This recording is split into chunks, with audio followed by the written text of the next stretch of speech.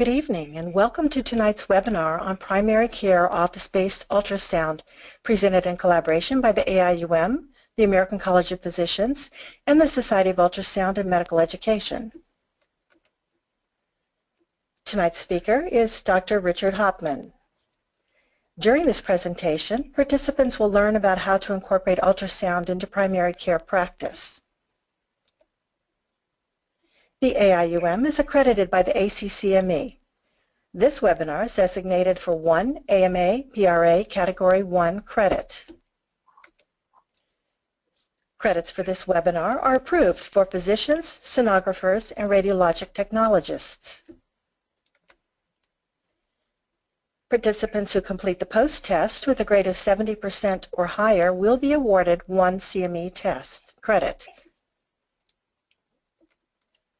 As an ACCME accredited provider of CME, it is the AIUM's policy to ensure that the contents and quality of this educational activity are balanced, independent, objective, and scientifically rigorous. All individuals who are in a position to control the content of an educational activity are required to complete a disclosure form. All disclosures are reviewed by the AIUM, and any conflicts of interest are resolved or managed prior to an activity.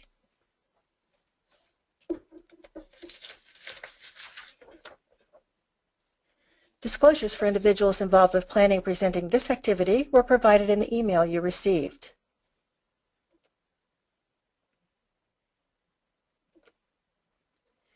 During tonight's presentation, if you have questions for the presenter, you may submit them by typing them into the question box on the right side of your screen. You will be able to send questions throughout this webinar, but the presenter will not begin answering until the end of the presentation, at which time he will answer as many questions as possible. A recording of this webinar will be available on the AIUM website. And now we're pleased to present Dr. Richard Hoppmann.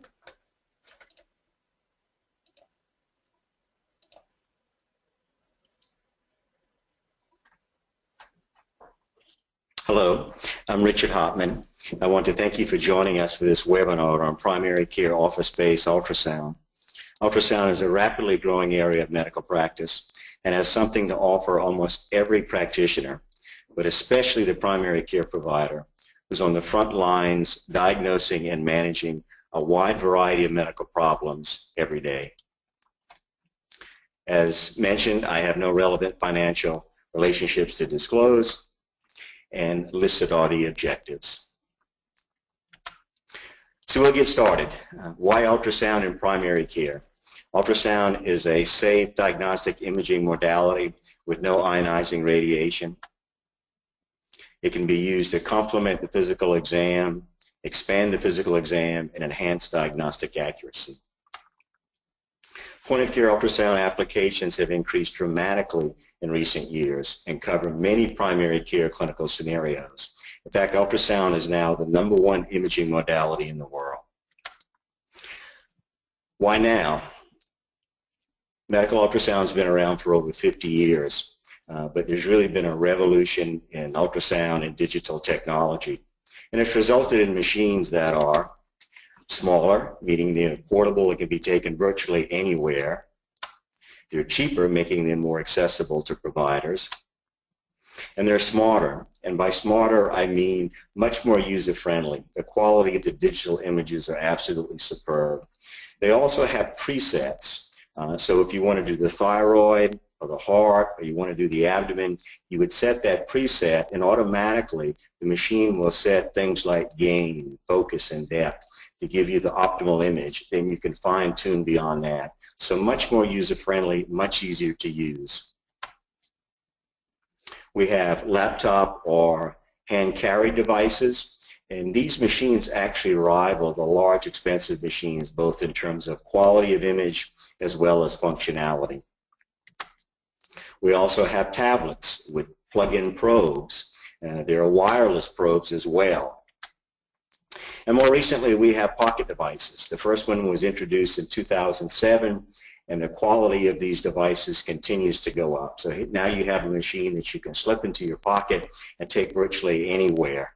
what we have found with these particular devices is they add tremendous access, and I think what's happening is we finally reached that point where we're looking at the stethoscope of the 21st century.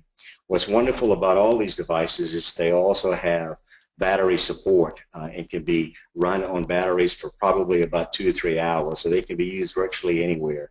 You could use it in your office, you could do hospital rounds with it, you could do home visits, you can go to the nursing home. They've been used at disaster sites, on the battlefield, and it's actually the only imaging device that's on the space station. So truly portable pretty much everywhere you could practice. I wanted to show you this because I wanted you to see the quality of image. So this would be color Doppler of the carotid artery, and not only do you see a good image of the carotid artery, you can see the enema, the media, and the adventitia. You can enlarge that and actually do enema-medial thickness if you'd like to do that. So no longer the snowstorm ultrasound images that I had when I was first coming along. So two main components to all ultrasound units. On the left is the probe or transducer, and it has special crystals. So the probe produces the ultrasound waves, but it also receives the returning waves when they come back, and it will change those returning waves from a waveform into electrical activity that then is sent to the console for the picture. You need a console for power, you also need a control panel, you need a place to store, and obviously you need a screen for images. So these would be the two major components of ultrasound units. Let's talk a little bit about probes because it's important to understand the probes in terms of selection, in terms of the procedure you're doing, as well as the needs you may have in your office. There are several features. One is frequency, and then there's field of view, and finally footprint. So the image on the left is a linear high-frequency probe, and you can see it's flat across the top. High frequency and linear means that you get very good resolution. You can think of high frequency as more slices, so you get very good resolution. However, just by the principles of the physics of ultrasound waves, high frequency does not penetrate very deeply into the body. So this would be a great probe for high resolution superficial. In other words, superficial vessels, thyroid, musculoskeletal disease. The middle probe is a curvilinear probe, and you can see the curved nature to it here, and it's a low frequency probe. So low frequency means it'll penetrate more deeply into the body, and it will also have a large field of view due to the curvilinear structure. So this would be ideal for abdomen and pelvis. And the final one on the right is a sector probe. It's a low frequency probe as well. And notice the footprint. The footprint is what actually makes contact with the body. So this has a very small footprint. It's low frequency. And then you can go ahead and get between ribs, so it would be great to look at the heart.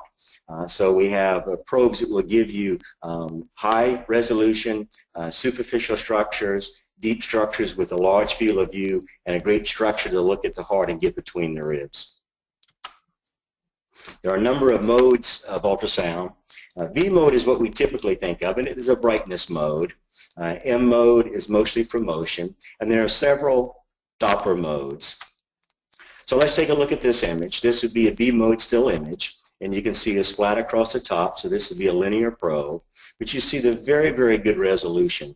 Here we're looking at the carotid artery, a slither of the internal jugular here as well, but great definition. So if we look at, ask the patient to do a Valsalva and look at this in a loop, you can see with the Valsalva you get expansion of the internal jugular.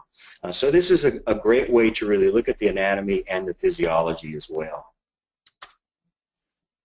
M mode is being used primarily by cardiologists for moving objects, such as looking at the heart and checking changes in diameter of chambers, also valve motion as well. This particular example that we're showing is actually looking at the inferior vena cava, which is used nowadays to get an assessment of AIUM status. Inferior vena cava should change with respirations, and that will give you a good measure of AIUM status. And we'll talk more about that a little bit later in the webinar. Color Doppler gives you very good images. It'll give you direction of flow toward the probe, away from the probe. It'll give you some sense of the quality of flow as well as a nice laminar flow like we see here, or is it turbulent fluid? But it doesn't give you too much in terms of precision of velocity. This is where spectral Doppler comes in. Spectral Doppler will give you a good sense of velocity in centimeters per second. It will also give you waveforms. You can see arterial and venous waveforms. And finally is power Doppler. A power Doppler doesn't give you much in terms of direction or velocity, but it's very, very sensitive to any flow at all. So it would be a great modality to use if you're concerned about ovarian torsion or testicular torsion, or in this particular case, increase flow due to increased vascularity with inflammation. This is actually a case of tennis elbow lateral epicondylitis. So here we see the lateral epicondyle, and we see the wrist extensors coming to attach, and we have increased flow and inflammation at that point. So it ends up being a very good tool to look at tendinitis. You can look at synovitis. So if you have just subtle changes with inflammation, you can see that. When we describe an image, we talk about echogenicity or brightness, and it varies from hyperechoic, which means a lot of the ultrasound waves are going to be sent back to the probe to be read, so a lot of waves bouncing back.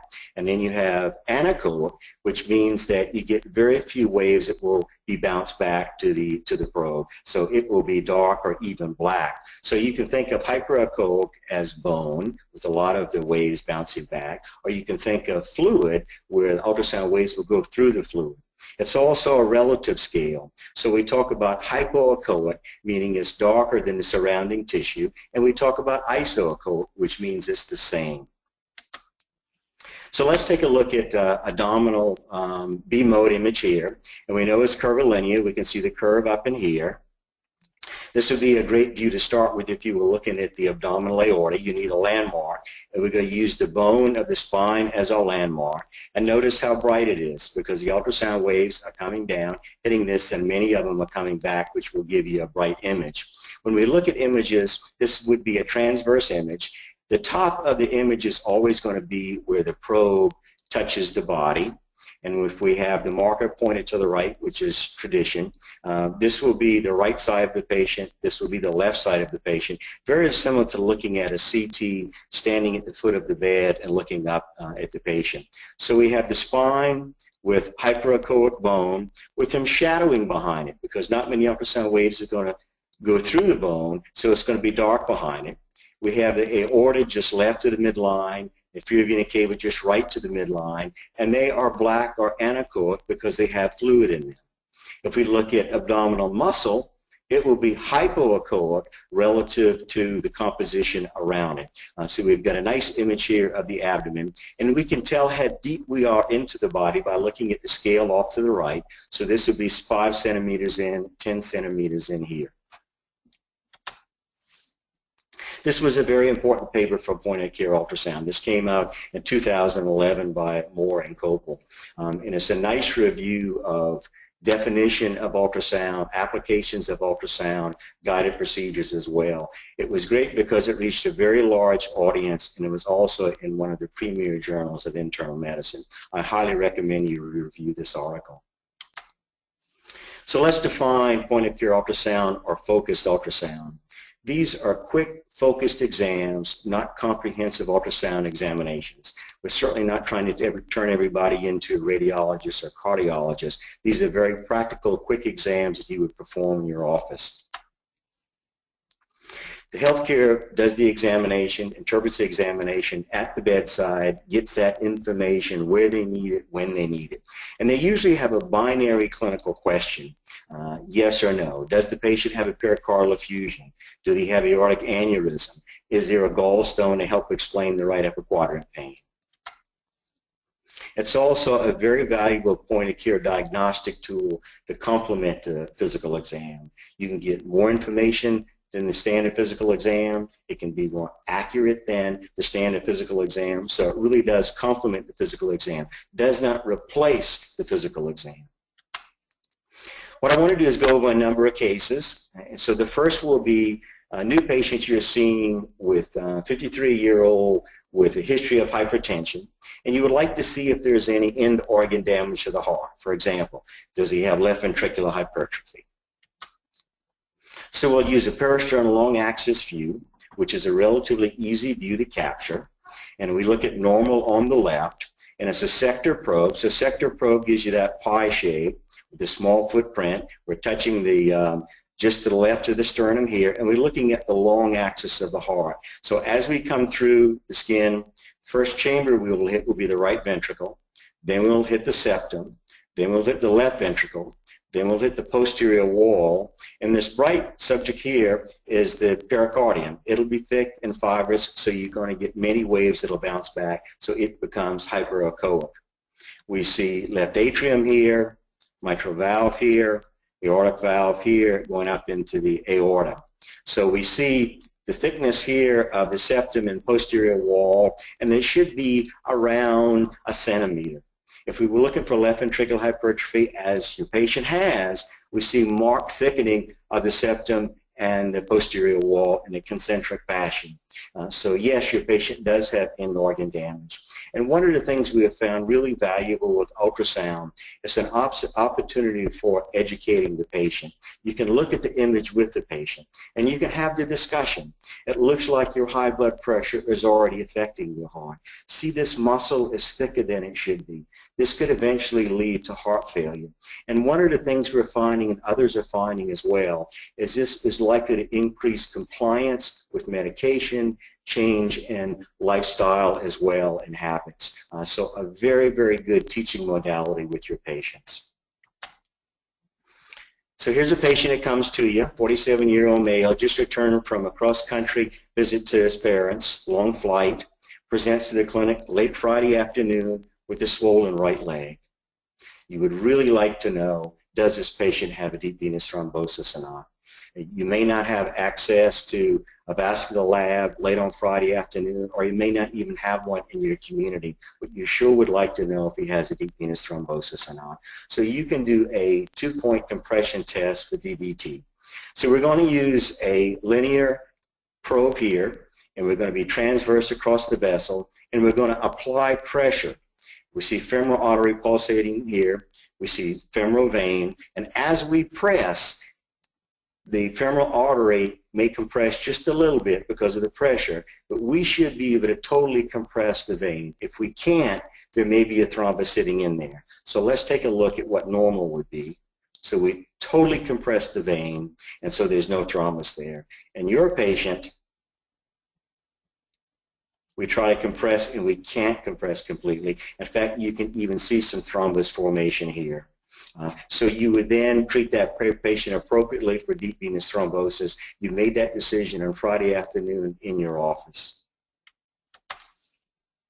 Another patient, 43-year-old female, complaining of right upper quadrant abdominal pain, nausea, vomiting, reports a 6-month history of intermittent abdominal pain after eating. It sure would be nice to know if she had a gallstone. So let's take a look. So on the left here, we see liver, gallbladder. Remember, fluid in the gallbladder, so it's going to be anechoic. However, we also see on this side, patient has a stone. And so they have, and with the stone, it's going to be hyperechoic. We're going to have a lot of the ultrasound waves bounce off and go back to the probe. And notice we've also got shadowing behind it. And one of the things that would be nice to see if we have mobility of the stone. And so we teach folks how to look for rolling stones, so you can sit the patient up and roll them over. And notice you can even see the shadowing rolling as the stone rolls down as well.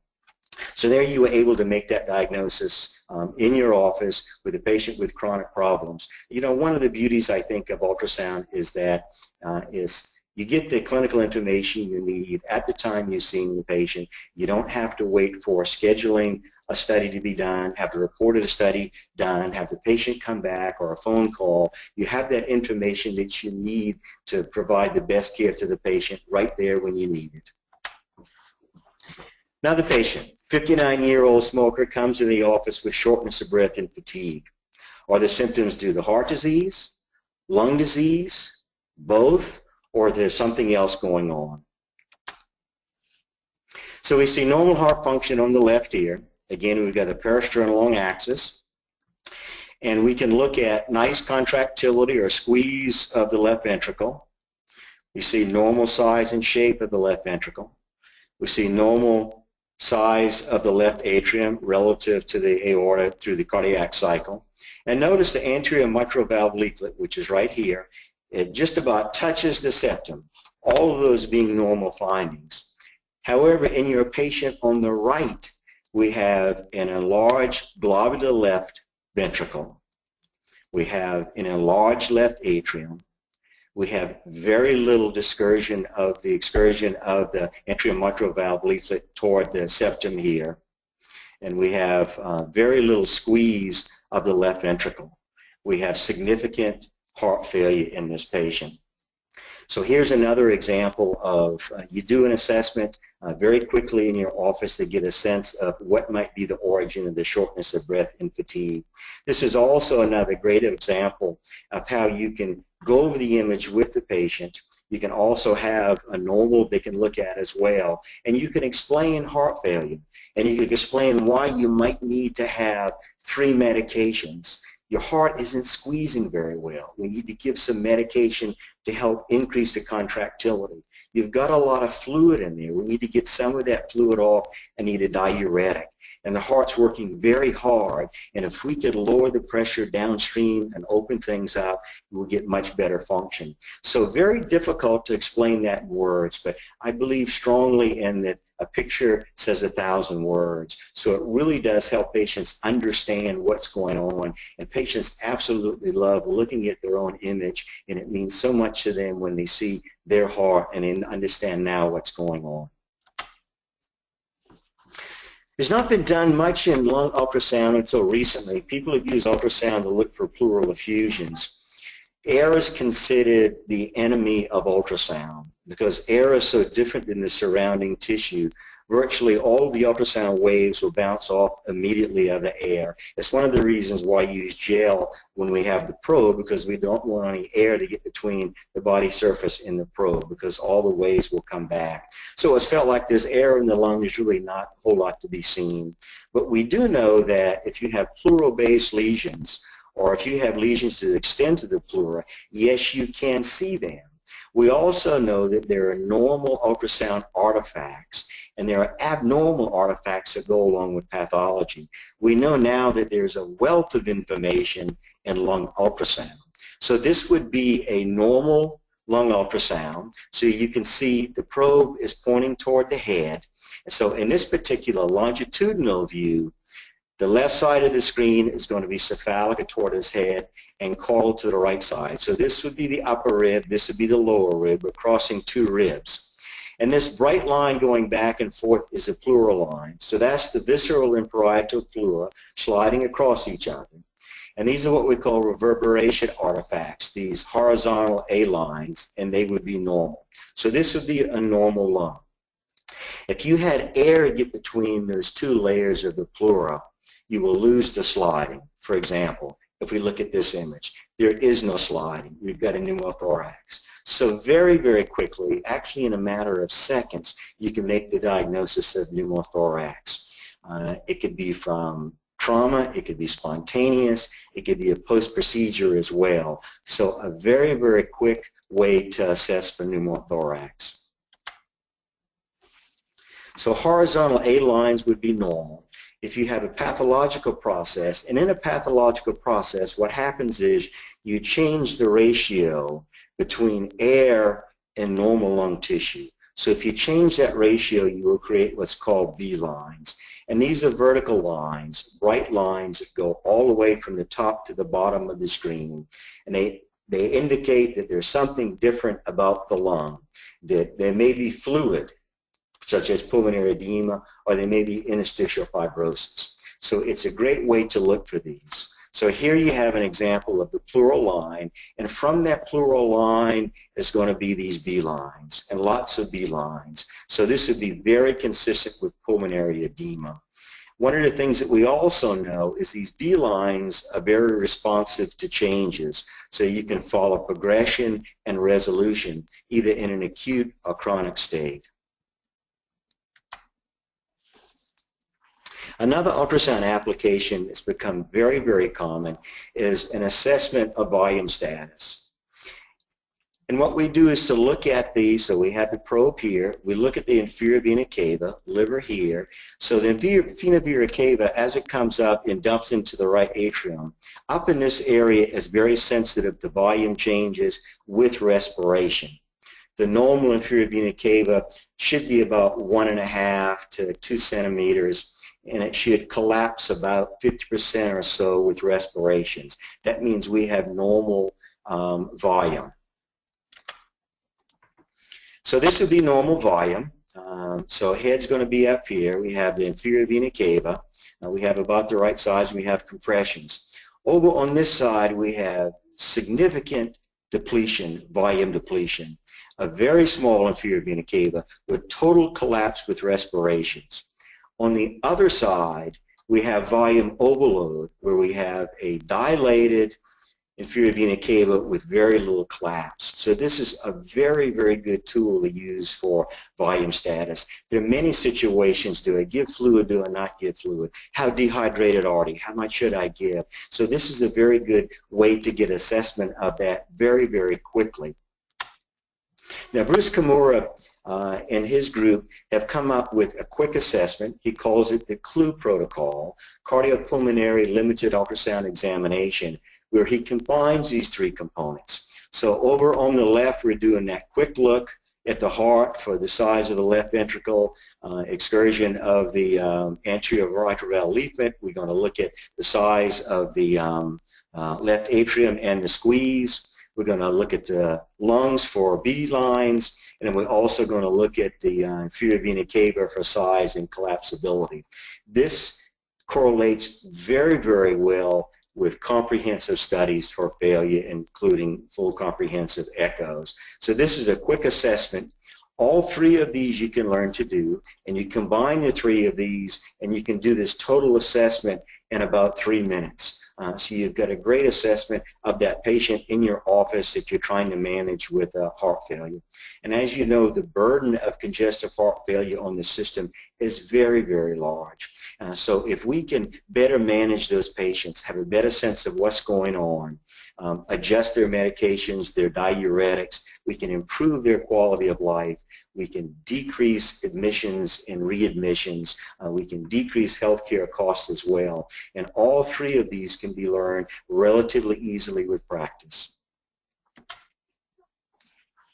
Probably the fastest growing area of ultrasound is in musculoskeletal applications, because there's so much musculoskeletal disease and there's so many applications that can be used. Two very common areas are the shoulder and knee. So we could do a couple of cases of shoulder and knee. Patient comes in with shoulder pain, worse with abduction. Gosh, I wonder if they got supraspinatus impingement syndrome.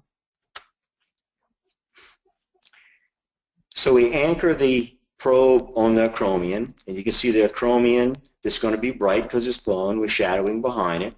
We've got the humerus that's bright and shadowing behind it. We've got the supraspinatus tendon here, deltoid muscle up here. So with abduction, what should happen is the supraspinatus and the subacromial subdeltoid bursa should smoothly slide underneath the acromion in a normal situation.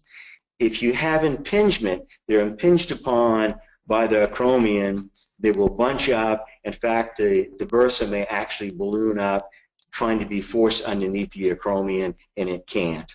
So let's take a look at your patient. We'll get this position, and then we'll do abduction, and it slides nice and smoothly. So there you've got a dynamic physical exam, no supraspinatus tendinitis. So there's probably something else going on. Maybe it's not a shoulder problem. Maybe this is actually neck pain referred to the shoulder. Musculoskeletal ultrasound, because of its dynamic nature and dynamic exams, in many situations is superior to CT and MRI, because you can't do dynamic exams and functional exams with those modalities. Now, ultrasound does not get into the interior, for example, looking at the knee. If you wanted to look at cruciate, or you wanted to look at all the meniscus, the ultrasound is not going to get through bone, so you can't see internally, and you will have to resort to MRI if you think you might have, let's say, an anterior cruciate tear. However, you can get all around the bone. You can get the peripheral margins of the meniscus as well. You can see the bursa of tendons, soft tissue, etc. So it's a great musculoskeletal modality.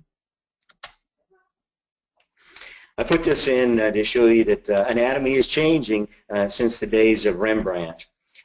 It's also a matter of letting you know that ultrasound is a fabulous way to learn anatomy. So you will probably have to relearn a little bit of your anatomy. We're in the 10th year of an integrated ultrasound curriculum at the medical school, and we have ultrasound basically throughout the entire curriculum, starting with anatomy and physiology and physical diagnosis and then through all the clerkships. And it's a great, great way to learn.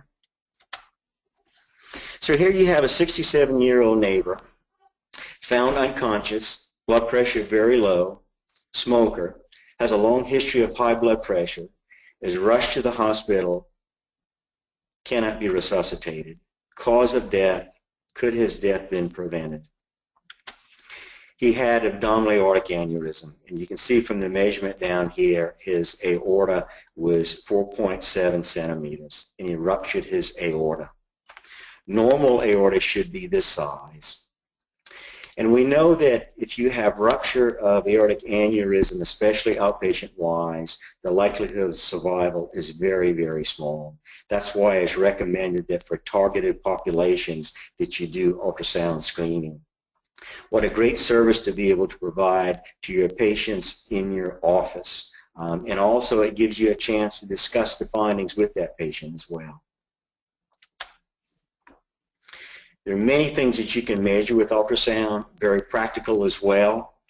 For example, you can measure kidney, size of the kidney, size of the liver, hepatomegaly, size of the spleen. You have that patient you think might have lymphoma. Did I feel a spleen tip? Well, let's just go ahead and measure the size of the liver, the size of the spleen. You may have that patient with infectious mono, and you want to see how big the spleen is. You can also do measurements of bladder. You can actually measure bladder volume. So if you're concerned about post-void residuals, you can measure those without having to do intra-op catheterization and run the risk of infection. We teach all of our students how to do these measurements. So here you have a 42-year-old obese female, complains of knee pain, swelling. Knee examination is a challenge. I should have mentioned I'm a rheumatologist, and I've examined lots of knees, and I know that the large patients with large knees, it can be sometimes a real challenge to find a small to moderate effusion in those folks. With ultrasound, it's relatively easy. And such an important thing to know if somebody comes in, especially with acute knee pain, do they have an effusion that needs to be tapped? So we're going to anchor, we're going to use our landmark and anchor on the patella. So the patella is going to be bright with shadowing behind it. And coming off the patella is going to be the quadriceps tendon. And you can see the nice fibular tendinous structure here. Down here is the femur. It's going to be bright with shadowing behind it. Above that is prefemoral fat. And then we have an effusion where there should be no fluid. And it's going to be dark. It's going to be anechoic. So this patient has a reasonable size effusion that needs to be tapped. So in an acute situation, could this be infection? Could this be crystal disease? Could this be trauma with bleeding into the joint? And the only way to really know and to determine those three would be to put a needle in there to see. So first the determination of yes, there's an effusion there, and then use ultrasound to guide the needle and get some of that fluid off for analysis. So this would be normal. So again, we're going to anchor the probe on the patella, and then we're going to see the quadriceps tendon, femur here, prefemoral fat, but no effusion, and that's what you would like to see. So we touched on a number of office-based applications. There are many, many more, and I'm just going to mention a few of them as we sort of go through this table to give you a sense of some of the applications that may be important to you that you can use in your practice. So heart disease is obvious. You can check for quick pericardial effusion. You can check for valvular dysfunction. Lung disease, we mentioned a few, but there's also pneumonia that you can pick up. You can look for interstitial fibrosis. vascular disease. You can look for stenosis. You can look for a degree of flow. You can even pick up temporal arteritis by a halo effect at the temporal artery. Thyroid disease, thyroid nodules, thyroid goiter, cancers, numerous cancers you can pick up. We've had a number of primary care docs that have used it for screening and have picked up bladder cancer in elderly population, which is relatively common. Trauma, fractures, lots of opportunities. You know, one of the early findings with point-of-care ultrasound was something called the FAST exam, which really came about as trauma. So if you have internal bleeding, you can do a quick assessment with the patient supine. Blood fluid's going to appear in the gutters. You can swing to the gutters to see if looked at it there's any internal bleeding or not. You can check the pleural space. You can check the pelvic area. You can tell very quickly if there is trauma going on there. Skin and soft tissue, looking for cellulitis, looking for abscesses. Neurological conditions. You can look at the median nerve and make a presumptive diagnosis of carpal tunnel by the cross-sectional area and size of the median nerve. Eye disease, you can pick up retinal detachment. You can pick up foreign bodies that may have gotten into the eye. Genitourinary disease, hydronephrosis, GI disease. We mentioned gallbladder disease. You can do an assessment of liver, looking for masses, looking for METs as well. The musculoskeletal diseases and sports medicine, many applications as we talked about. We'll go back to the knee just for a second. You can do an assessment of medial and lateral collateral ligaments. You can look at the quadriceps tendon. You can look at the patellar ligament for a jumper's knee. You can look for effusions. You can do a complete flexion of the knee and look at the articular cartilage of the femur as well. So great applications in musculoskeletal disease. You can also identify effusions in virtually any joint and guide the needle to those joints. Historically, we've done hip aspirations under fluoroscopy. Now we can use ultrasound to first identify the effusion and then guide that into the effusion itself. Geriatric population, many applications. Heart disease with volume status that's hard to really control and get a handle on. Pediatrics, one of the great advances in ultrasound has been diagnosing appendicitis with ultrasound and avoiding the radiation of CT. You can also see the lung very well and pick up pneumonias in the kids. The kids are easier because they're small and the ultrasound probe gets closer to the organ structure that you're looking at, so you can get very good images. And if by chance you do pregnancy and birth and follow those patients in your office, you can follow that along very well with ultrasound. Just want to tell you about a quick study that was done in 2005 by Copeland and the group in American Journal of Cardiology. So 2 first-year medical students, 4 hours of lecture, 14 hours hands-on, 61 consecutive cardiac patients. Students did an assessment with bedside point-of-care ultrasound. 5 board-certified cardiologists had stethoscope and physical exam. Then the patients went to the full cardiac suite for a complete comprehensive echo.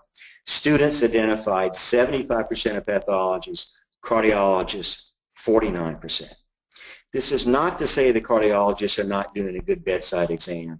It speaks to the power of ultrasound to be able to see and measure what it is you're interested in. You can't really talk about patient safety without talking about ultrasound and guided procedures. It's been one of the great advances in patient safety in the last 20 years in terms of decreasing complications, number of sticks, in terms of comfort, many advantages in being able to see the target and guide the needle or catheter to the target. And there are really two approaches to this. One is the real-time guidance where you do see it go in. The other is a static approach with mark the spot. The guidance is superior to mark the spot, but the mark the spot does give you some advantages over just using landmarks. And you can use this for virtually anything that's important to see your target when you're doing a procedure. Peripheral venous access, central, thoracentesis, paracentesis, joint aspirations, injection. And there are phantom models to be able to learn this. So this would be a phantom model, and you can practice on it. You can actually see the needle coming in and going inside the vessel. And you have phantom models and task trainers, paracentesis, thoracentesis, joint injectors, central lines, etc. So you can get a lot of experience before actually doing it and get your hand-eye coordination and the technique down. So this would be the static approach. You check to see where the fluid is, how large the effusion is, how deep it is, so I know how far the needle is going to have to go in, and then slide the needle in where the fluid is. This would be the guided approach. Now, if we were doing this, this was done for the picture. If we were doing this, we would have a sterile cover to this as well with sterile gel. We're actually going to see the fluid, and we're going to guide the needle in. And you can see fluid here and the needle coming into the fluid. Many people would say there's no place for guided sticks anymore, and I think that probably will be the case as more people learn ultrasound and they have access to ultrasound machines. For those of you who may do some global or deprived areas, underserved areas, rural areas that don't have access, hand-carried ultrasound is a phenomenal tool. We took this machine down to Central Haiti in 2006 to Hospital Albert Schweitzer.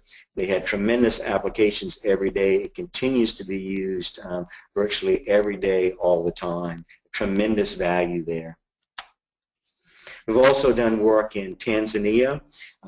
They don't have many in terms of specialists and subspecialists, and they use a lot of medical assistants. And so we did training with medical assistants to give this tool to them to help with diagnosis and management of patients.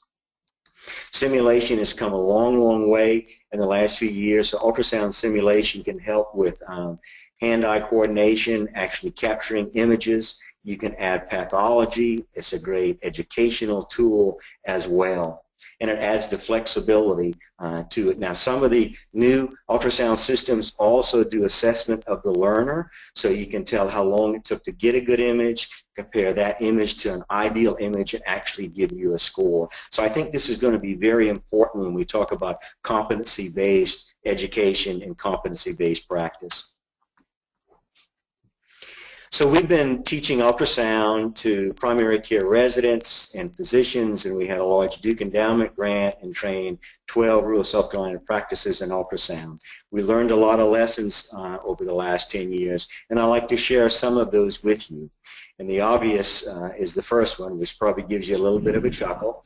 In terms of primary care practitioners are busy. See lots of patients, busy every day. So the applications need to be practical, and they need to be quickly performed, and they need to give you information that you could use and use it then. The other thing is to learn when a scan is going to be difficult. So you put the probe on and you say, you know what, this is going to be a very difficult scan. There's no reason for me to spend 20 or 30 minutes. I either need to have them come back when they're better prepped, or I need to send them for a formal study where they have higher-end machines with people with greater experience. Ultrasound can be learned regardless of age and years from training. You know, we've had folks that have been in our training programs 10 years out, 20 years out, 30 years out from their training, and they've been able to learn a number of ultrasound applications that have been of great value to their practice. And so I think it's a matter of wanting to learn, having access, and in practice with follow-up. Ultrasound can add autonomy to your practice. We gave a couple examples of being able to make clinical decisions and dispositions in your office. It's really great to be able to offer those services and to be able to do those things and not be as dependent on other folks. It may not be in your community, or if they're in your community, you can't get your patients into them in a timely fashion. Ultrasound can add to the attractiveness of a practice. A number of our learners have told us that when word got in the community that they were able to offer this service, they had patients coming to them because they would rather have guided procedures. They wanted to be able to get a AAA screen. It can also enhance the revenue to the practice. There are ultrasound procedures that primary care physicians can bill for. Two very common examples would be AAA screen and guided procedures. Ultrasound can aid in patient education, and we gave a number of examples of that, and it's virtually endless in terms of the amount of education you can do at the bedside with the patient. And the bottom line will always be you can make a difference in patient care. So how can you actually learn to do this? A good place to start is CME lectures and hands-on workshops. And I think the best workshops are set up so that you'll have a presentation and then you'll have hands-on, probing your hand, doing scanning with an instructor with good experience, with very few around the table, with a great ratio of learner to patient and instructor, then another brief lecture presentation, then more hands-on. I think that's a great way to learn. There are ebooks. One of the good things about ebooks is you can look at the videos, DVDs on scanning. There's also a lot of web-based learning modules and videos by organizations, by specialty groups. There are some that you can purchase as well. One of the things I suggest as well is that you do blended learning, where you use a combination of hands-on, textbook, modules, videos, etc., and really combine those and do some of those basics before you go to your workshops. You'll get more out of your workshops. Simulation we talked about in terms of being able to learn how to scan, quality of scan, add pathology to identify pathology. Phantom's very, very important. And even if you don't have access in your community, it's worthwhile to buy. You can get some cheaper Phantoms to do guided procedure practice, or you can get your group maybe to purchase as well to do practice with the Phantoms. Teaching centers, you can look to your area to see if there are teaching centers with simulation centers. Industry also does in-service as well, and so that should be part of the purchase agreement when you buy something, that you would want a number of in-service opportunities for training as well. Image review portals for ongoing learning in our student program. When they have a ultrasound laboratory, at the end of that, they'll have to capture a very good image, label that image, send it to the cloud. We will go to that portal, review it, critique it. They will then go back and look at our critique. So we have ongoing learning. We also have an archive of images. And since they're digital images, you can do this across the street. You can do this a mile away. You can do this 10,000 miles away. So we've also used that for distance education. For example, the program down in Tanzania where they will send images back to us. So a great way to get that ongoing learning as well. You begin with the basics, and you learn the basics, develop the skill with one or two applications, then learn others. One of the things that a lot of people have found is that if you can get one or two applications down, let's say cardiac and guided procedures, when you start to learn the others, they will come much more quickly, and you'll work your way up that learning curve very quickly. So learn the basics, get a couple of skills, and then move up from there. Also, you would like to look for a community of learners. Now, there are online communities of ultrasound learners. A number of the organizations have those as well. You can exchange ideas. You can exchange images. You can look in your area to see if there are a group of users and learners that would like to get together and do image reviews together, learn from each other, try other machines, those sorts of things as well. So I think that is a very good thing. What we don't want you to do is we don't want you to feel like you're out there isolated, because there are a lot of people learning ultrasound, and there's a lot of support out there as well. So I'm going to stop there and see if you have some questions for me, and then we'll see if we can answer those.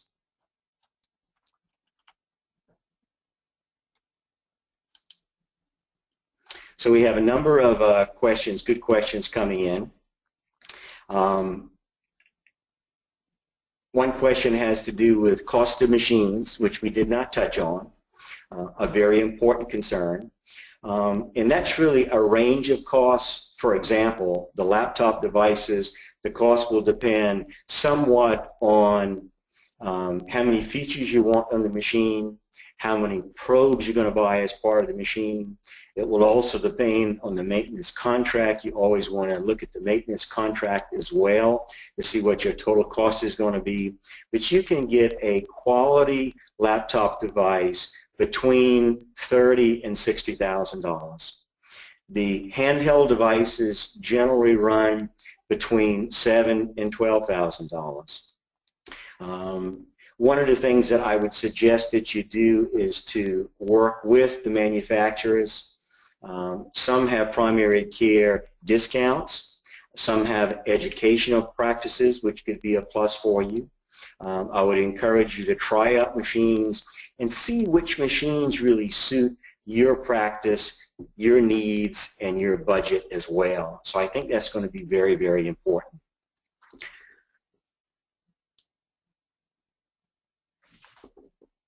Another question, important question, is in terms of billing, in terms of how do you bill, what can you bill for, how does that work?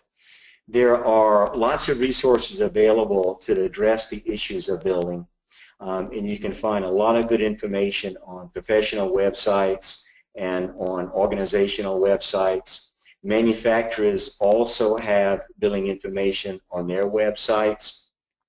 One of the things that you can do is if you will Google ultrasound billing guidelines, many of those will pop up, so you can have some very good information right from there.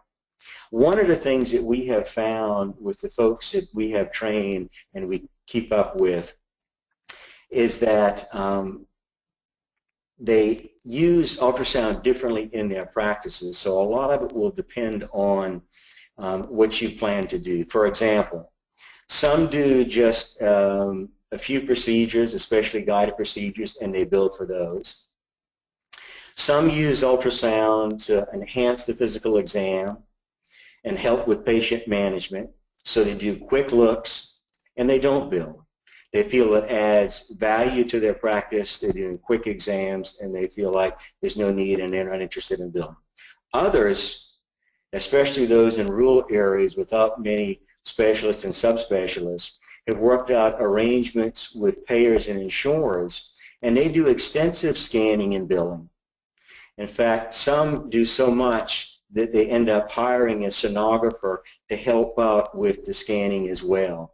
So I think it really depends on your practice. The key will be to get together with your office manager, your billing person, to explore these sites. Very, very good information there. And there'll be information on there in terms of what you can bill, how do you bill, codes, documentation that is needed. For example, you really have to have savage of images. You need to keep those images for documentation as well. So in terms of billing, that would be one of the things to consider. Let me take a look at a couple of these other questions.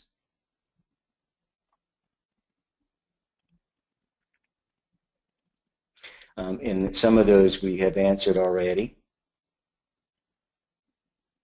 Okay, there are a couple of questions here in terms of things about liability, certification, those sorts of things. You know, unfortunately, liability is a part of all of medicine. So let me give you sort of the approach that we have right now. First consideration will be your level of confidence in performing and interpreting the study, and that confidence will grow over time.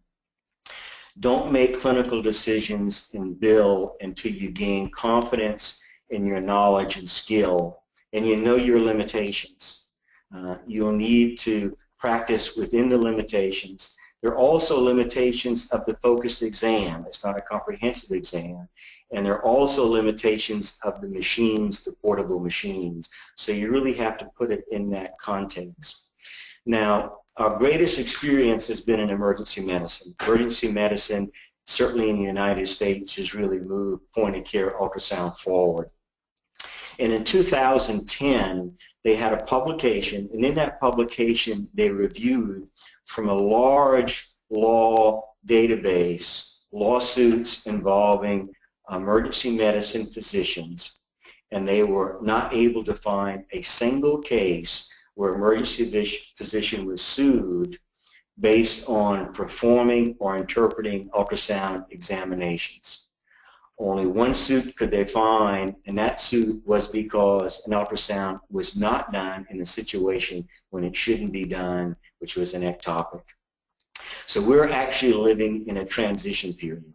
And professional organizations are developing practice guidelines. They're making recommendations for training and certification, and they will be coming along. Again, emergency medicine has the greatest experience in this.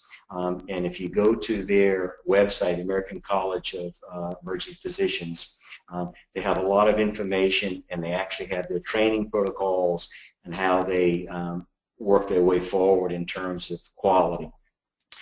So we're going to live through this process. I think the key, though, is to practice within your limits and your level of confidence, and always with the best patient's interest in mind. And you want to do what you do virtually every day.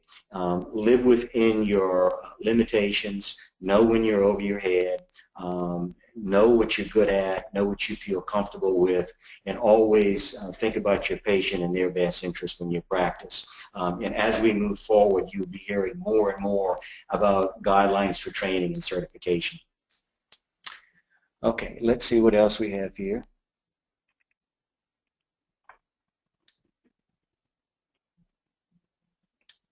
There was a question in terms of saving photos, and yes, you do have to save photos, especially in terms of billing.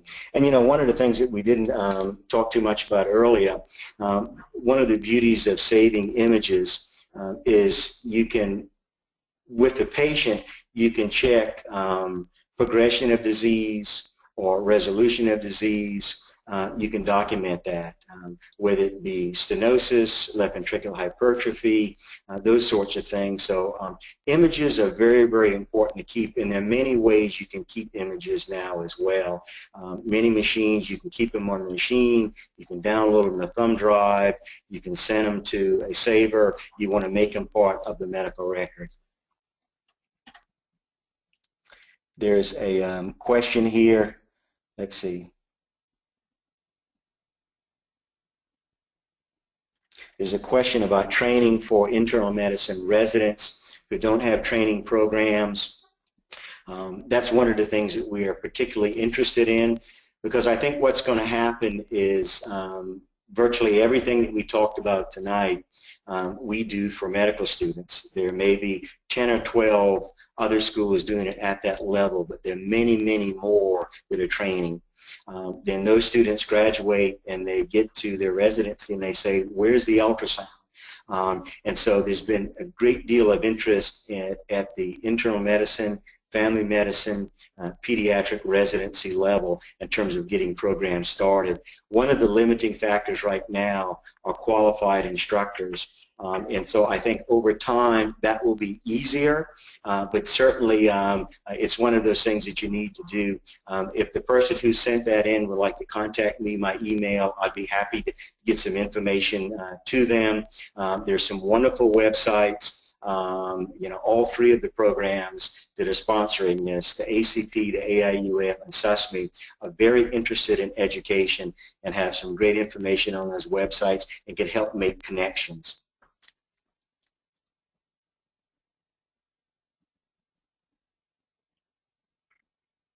You know, one of the concerns that it was presented was somebody who's using some ultrasound now had some concern about, well, how can we be careful about overextending the use of it, and how do we monitor competence? And again, that goes back to most of the professional organizations are looking at training guidelines, competency guidelines, indications for use. How do we do that? And we're living in that period right now where that's being worked on. That will sort itself out. And I think for right now, we need to make sure we do things for the right reasons, which is what we always try to do. And if we're doing something and we do it well and we're learning as we move forward and we're improving care, then I think it's the right thing to do for the patient. But there will be guidelines coming out. There will be competency measurements as well. We're almost at 8 o'clock. We had one last question I think I'll go ahead and answer in the time remaining. There was a question about other probes than the ones that I had mentioned. And yes, there are other more specialty probes. For example, a transvaginal probe, transesophageal probe, they're intravascular probes. All these probes allow you to get closer to the structure that you're interested in and therefore get better images. One of the things that you may be interested in, the standard probes that we talked about will accomplish a lot of what you want to do. The high-frequency linear probe, the curvilinear probe, and the sector probe for the heart. Depending on your practice, after you gain experience with these and some skill with these, you may consider a transvaginal probe. If you do a lot of GYN in your office and you're interested in adding that to your repertoire. So that would be one to consider. But yes, there are other probes, and there are more and more probe development taking place right now. The major manufacturers realize this is a very large market, and a lot of money is going into R&D. Thank you very much for the opportunity to talk with you tonight.